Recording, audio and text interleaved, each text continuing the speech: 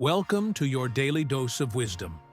I discovered something absolutely wild about ancient wisdom that completely changed how I approach my worst days. So, last Tuesday, I'm having the most catastrophic morning ever. Spilled coffee on my laptop, missed my train, and my boss was breathing down my neck about a deadline. I'm spiraling hard when I remember this random proverb my grandmother used to quote.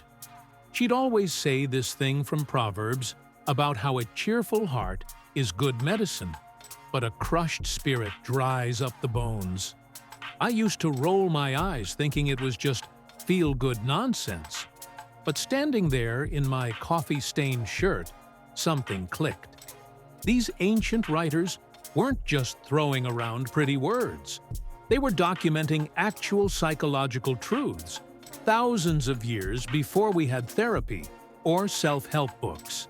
Like, Proverbs talks about how anxiety weighs down the heart, but a kind word cheers it up. That's literally what modern psychology calls emotional regulation. The crazy part is how practical this stuff gets.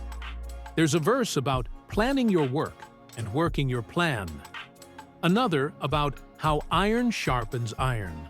So one person sharpens another.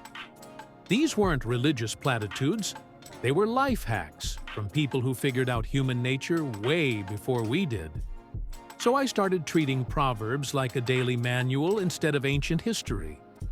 When I'm stressed, I remember the one about trusting your path and not leaning on your own understanding. When I'm dealing with difficult people, there's wisdom about soft answers turning away anger. The most surprising thing? This 3,000-year-old book reads like it was written for modern life. Maybe wisdom really is timeless, and we've just been overthinking everything.